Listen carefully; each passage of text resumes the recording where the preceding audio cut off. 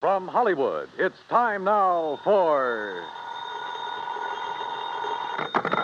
Johnny Dollar. Howdy, Mr. Dollar. My name is Jake Denham. I own a cattle ranch out here in Craig, Colorado. How'd you like to come out here and see me? Colorado? That's right. I have a policy with one of your companies, Tri-Western, office over in Denver. Well, what seems to be the trouble, Mr. Denham? Trouble? Oh, nothing like that. Not at all. Then why have you called me? Well, you see, the brand I use in my beef cattle is a Lazy JD. Yeah, you said your name is Jake Denham. That's right. But JD is your initials, too. Oh, yeah. Yeah. And the lazy part fits me to a T. But now why have you called me? Well, you see, I listen to your radio program every week. All those insurance cases you handle all over the country. Glad to hear it. And I thought the Lazy JD being your initials, too, and all the local color out here, and, well, maybe you'd like to come and get some local atmosphere for one of your stories. Oh, now, wait a minute, Mr. Denham. If you have some insurance matter you'd like me to investigate... Well, no. I told you why I thought you ought to come. So can you, right away? You sure there's nothing wrong out there? No, like I said, a lot of local color. Nice place to stay here at the ranch. How about it? Well, I've a couple of days' work on some reports to finish up. Then right after that, huh? Well... Good. I'll be waiting for you. Goodbye. Look. And everything's really okay, huh? Goodbye. Mr. Denham, I think you're lying through your teeth.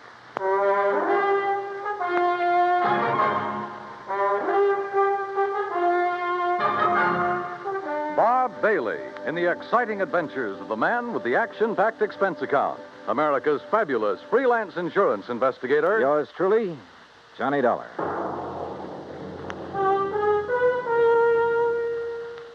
And now, Act One of yours truly, Johnny Dollar.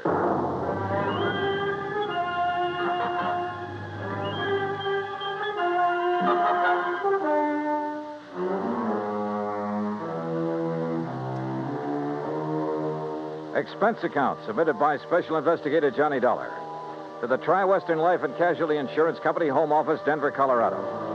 Following is an account of expenses incurred during my investigation of the bum steer matter.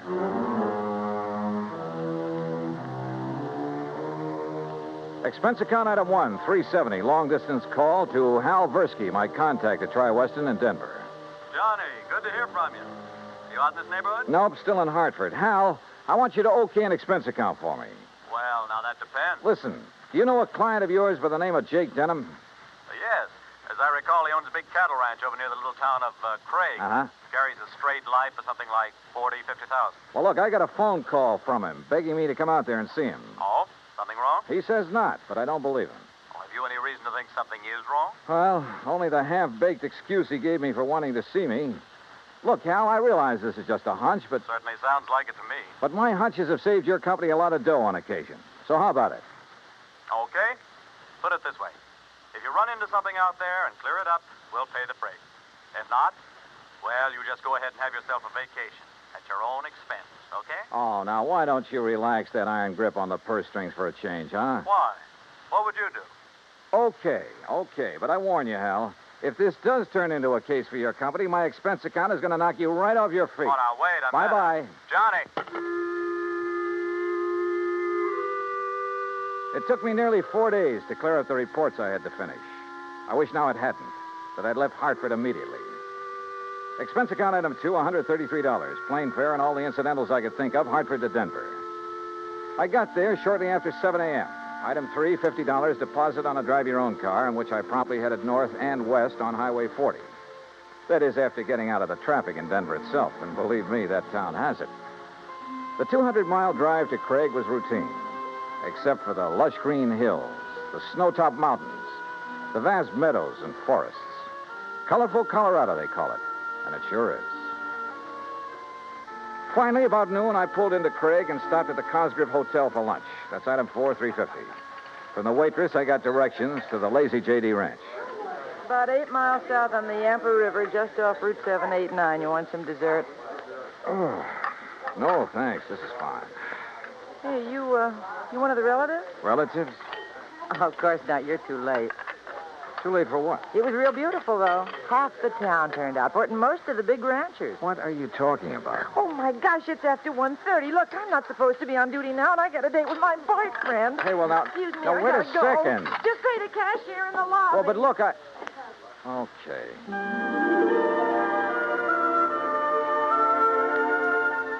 I paid my check to the cashier, went out to my car, climbed in, and headed for the Lazy J.D. There must have been several thousand acres to the ranch. All rich, green, healthy-looking pasture land. And Lord knows how many head of beef cattle. The main ranch house was a rather small but well-kept affair near the gate to the road from the highway.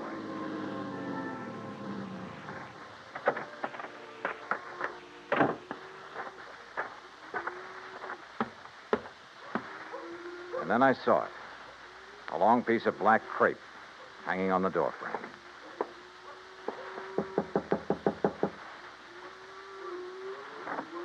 Yes? How do you do? My name is Dollar, Johnny Dollar. Oh, Johnny Dollar. Why didn't you come before? What? He begged you to come, didn't he? To come right away? Mr. Denham? Yes, but I Then told why him... didn't you? You might have saved him. Saved it? Yes, saved him. We buried him this morning. And I think he was murdered.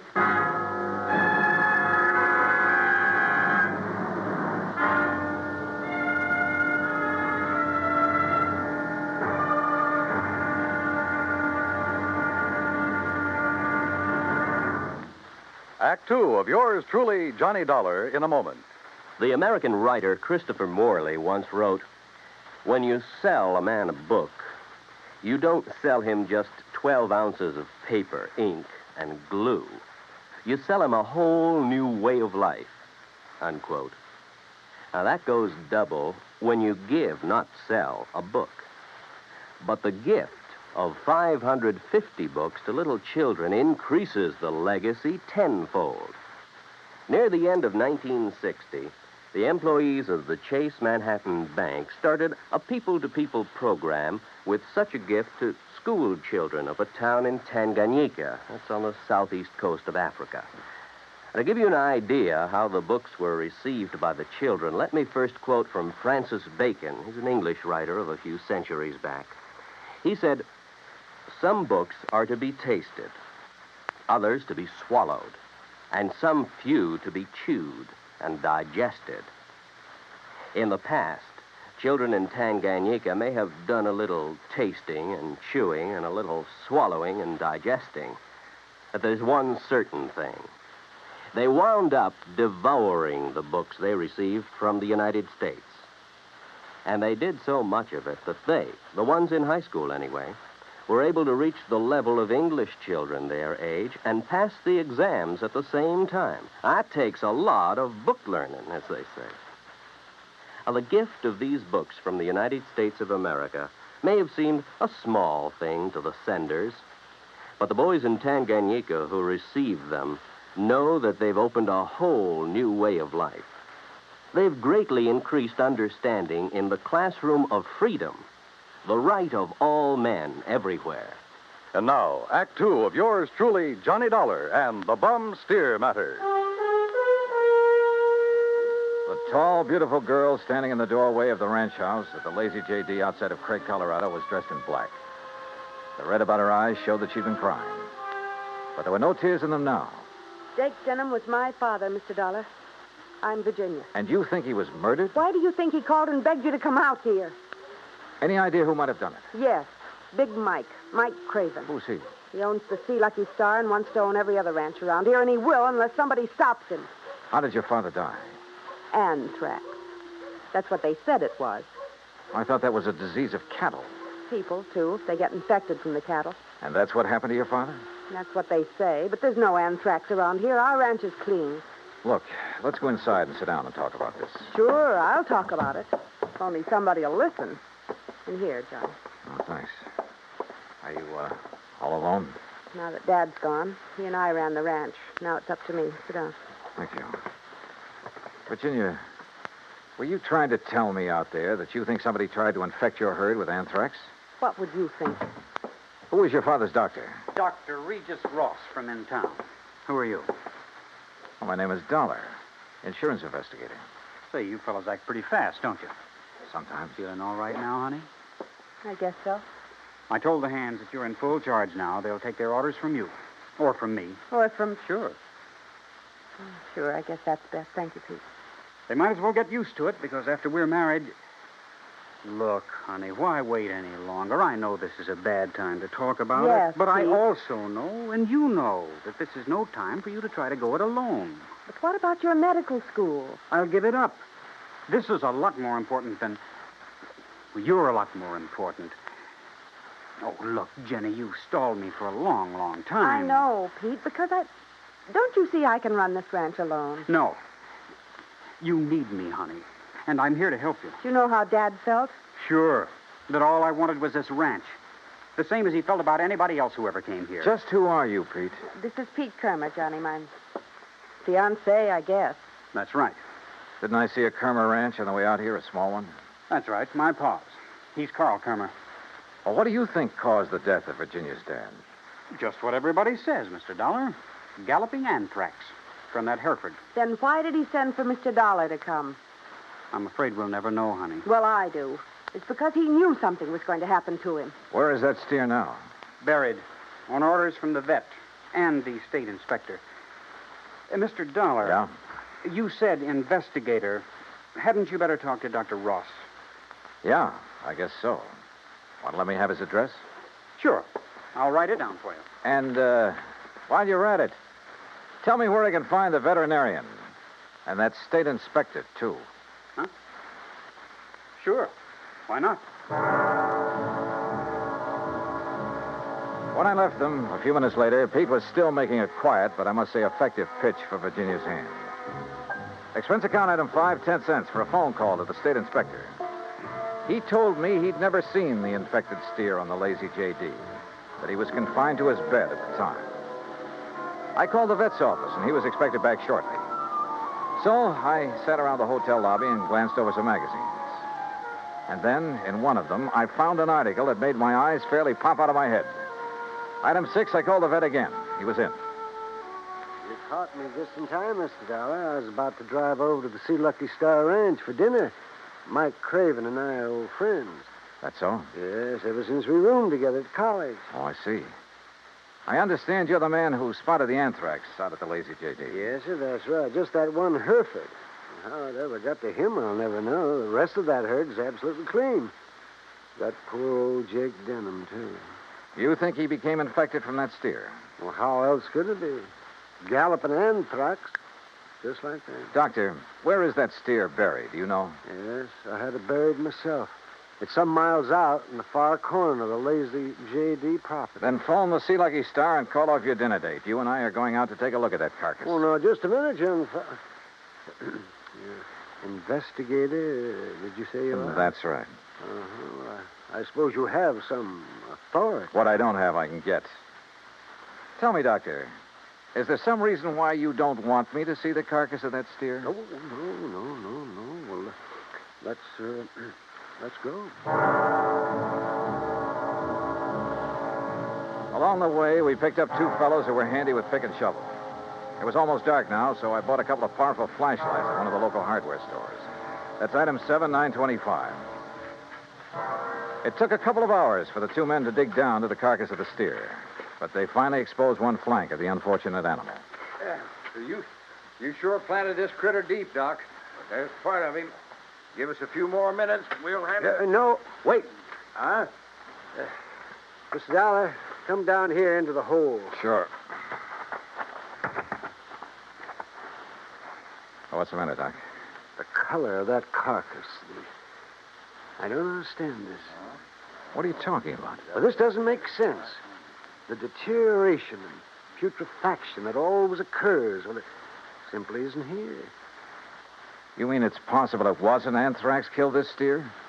But I'm sure that all the symptoms, the swellings in the subcutaneous connective tissues, in the interstices of the muscles and lymphatic glands, and in the membranes of the mouth and tongue, they were all there, and they were edematous, too. Could some poison have possibly produced those symptoms? Poison? Yeah, look. I read in a magazine this afternoon that strychnia often produces symptoms very much like those of tetanus, lockjaw. Yes, that's true. But a poison that would... Good heavens. Yeah? Why, I haven't heard of it since my college days. Quintanogen sulfide. But why? Good question. No, Dollar. Because it wouldn't explain the death of old Jake Denham. If it was anthrax. What? Or was he poisoned, too? Good heavens, you mean you Wait a think minute, that he... wait a minute. Doctor, the brand on the rump of this animal. Well, that's Denham's own brand, the Lazy J.D. Yeah, but it looks to me like it was put on over another brand. Yes.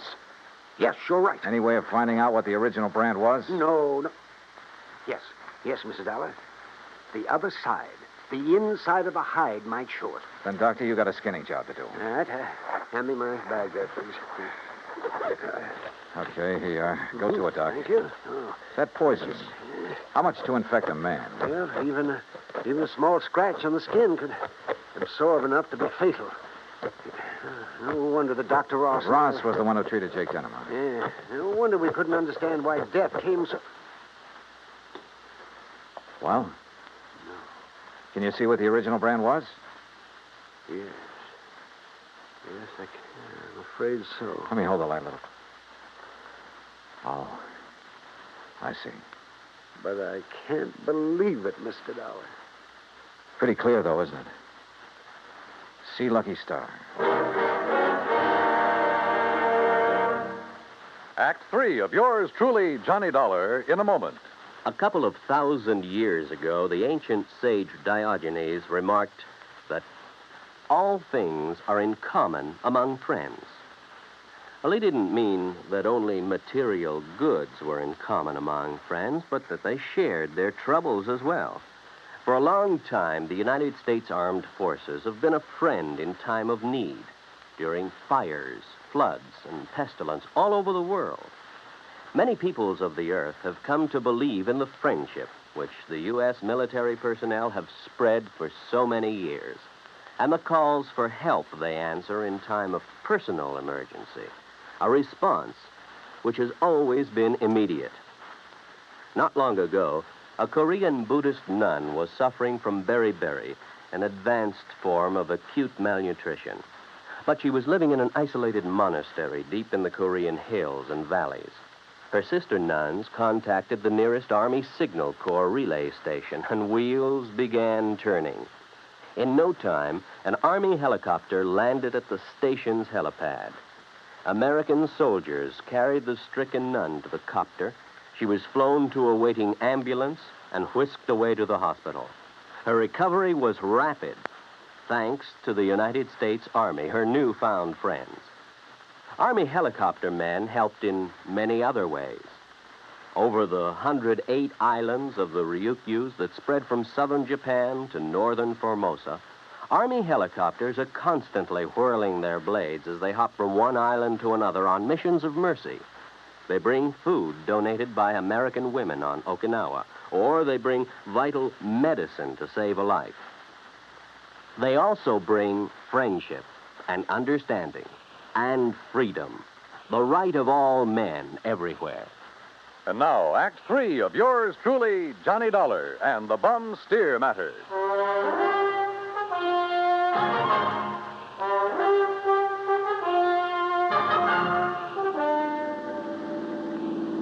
Looks pretty bad, doesn't it, Mr. Dollar? Yeah, Doc. It looks as though this Hereford steer was brought over from the Sea Lucky Star, was rebranded with a Lazy J.D., was given the poison to make it look like it died of anthrax. Yeah, but Mike Craven, who owns the Sea Lucky Star, I know him, Dollar. I've known him ever since our college days. Medical college? Oh, no, just during the preparatory years. But Big Mike couldn't have done a thing like this. Big Mike has wanted to get his hands on the Lazy J.D. for years, Well, hasn't of he? course, so have a lot of other big ranchers, but I'd stake my life on it. He'd never do it. Hey, wait. Yeah? You should have taken that left turn to get to the Sea Lucky Star. That's not where we're heading. Yeah. Well, then where? If I remember correctly, it's this road to the right, here. Well, you mean the K-Bar K? Got any better ideas? Well, I'll be...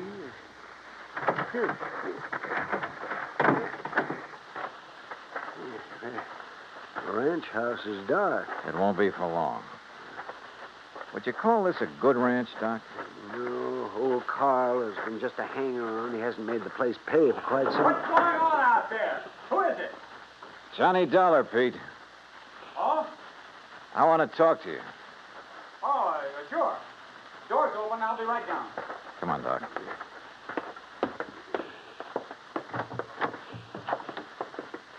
Let's see if I can find the light switch. This flashlight will do. And we're going on upstairs. Huh? Wait down there. I'll be right down. We'll be right up. Well, now, wait a minute, if you don't mind. Wow.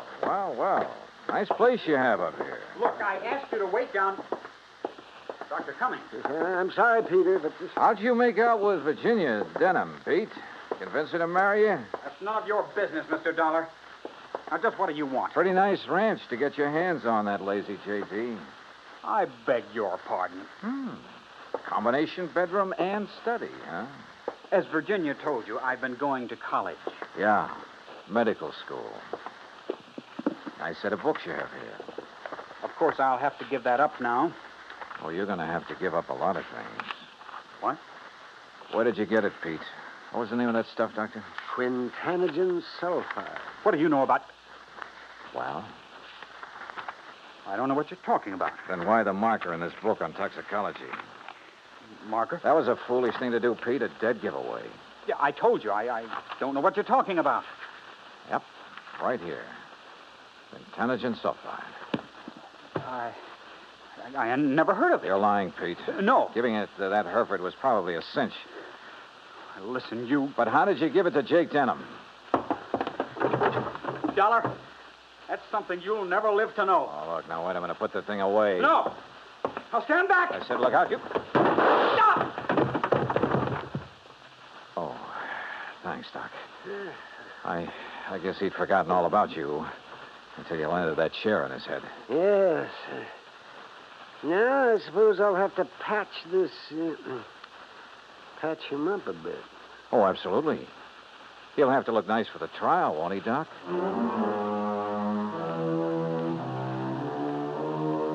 Expense account item 8, $55.95. Living expenses in Craig while waiting for the autopsy on Jake Denham. And yes, the same drug was used on him as on the Hereford steer. A small bottle of the rare drug was found in Pete Kermer's trunk. So Pete's not only lost a chance for a nice ranch, but for living very long. Expense account total, including incidentals and fare back to Hartford, $618.50. On second thought, how's about just sending that check to the community chest? Then I'll feel a little better about this case. And about myself, too. Yours truly, Johnny Dollar.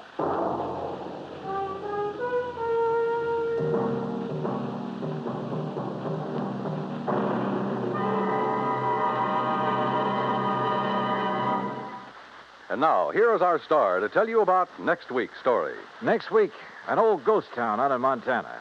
But one of the ghosts carries a .38 Colt. Join us, won't you? Yours truly, Johnny Dollar.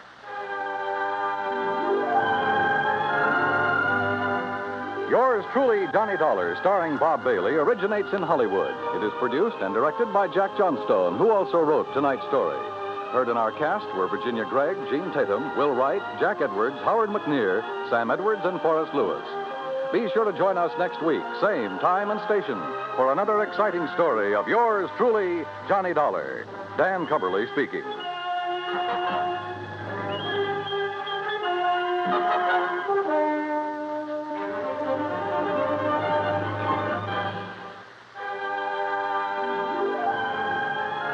This is the United States Armed Forces Radio and Television Service.